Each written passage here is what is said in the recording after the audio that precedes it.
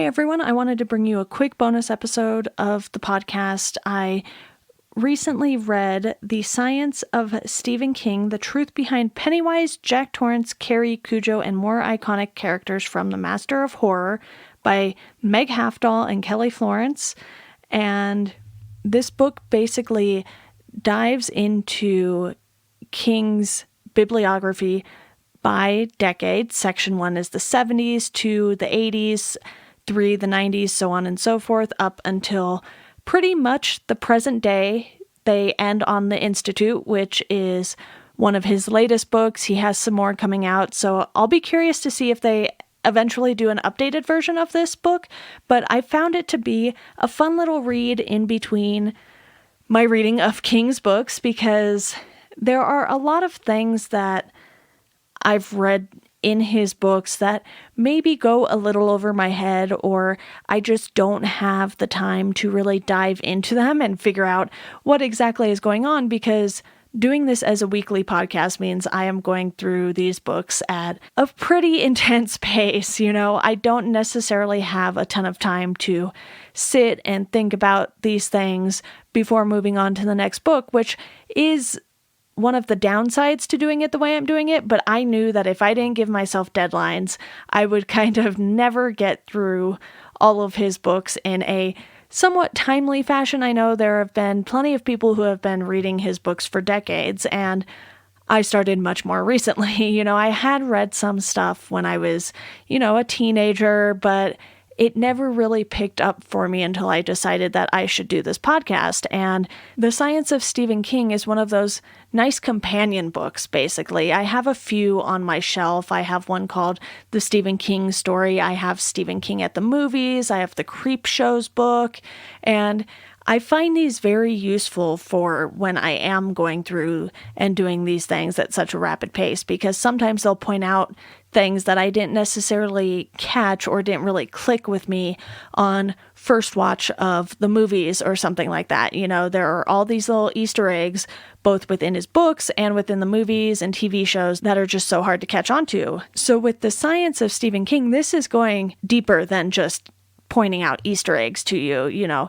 They are going through and, explaining, for instance, the science behind Carrie, and how they'll put in little tidbits like, there was a Swedish electrical engineer who promoted the idea that a person could manipulate gravitational fields by mentally agitating the atoms and neutrons inside an object. So this is something that I wouldn't have picked up on my own. And I really think what Meg and Kelly do super well with this book is they go and find these things that maybe not every single King fan is going to go and seek out, and they put it all in one place for you. It's a very nice reference book to have, and I have a Kindle copy of this, so you can get a Kindle copy, you can get a paperback copy, and I will link to those things in the show notes. But I really, really just wanted to recommend this book to any of the massive King fans out there who are interested in some of the thinking behind the science that we see or read happening in King novels.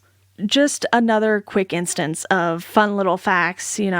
They point out that there are 900 calories per liter of blood and 5 liters in a human. So, this obviously kind of goes hand in hand with Salem's Lot. You have his big, massive vampire story, and those are things you don't necessarily think about when you are reading in the moment. It's just like, oh hey, we're familiar with vampires, here's King's version of a vampire story. And sometimes you don't really go too deep into those things. Both of my examples have been from the 70s section, but they also talk about some of the science in the Tommyknockers, which is one of my least favorite King books so far, at least. And I think it's fairly safe to say it will stay that way, but they still do some interesting things that are worth diving deeper into. And there are some that I admittedly just kind of skimmed because I hadn't read the books just yet, and I didn't want to spoil those things for myself. So this is also a book that I will be returning to as I read some of these books.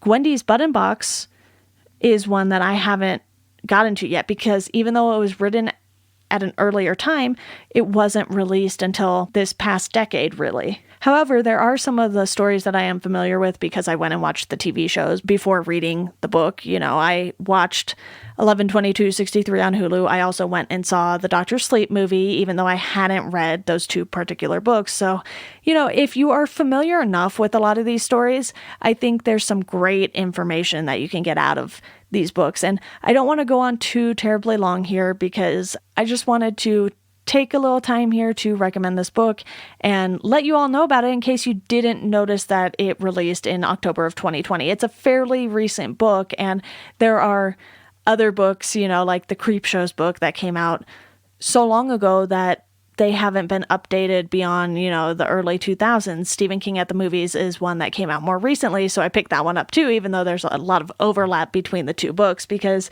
I just like having things like this handy. And Meg and Kelly have also written other books that you should definitely check out. I will link to those in the show notes as well. I am very glad that I read this, and I look forward to returning to it as I get to some of these other titles, as I mentioned, that I haven't read just yet. So that's it for this bonus episode. I know it was short, but I just wanted to let you all know about this because it really is fantastic. And before we go, I want to let you all know that you can support the show on Patreon, where I am releasing other bonus episodes. I am covering a bunch of the Stephen King comics on there. So if you want to get my thoughts and the thoughts of my guests on things like the Dark Tower comics, the Stand comics, there's even one for the Talisman, and I've done ones like American Vampire, which Stephen King co-wrote with Scott Snyder. So all of that is on the Patreon.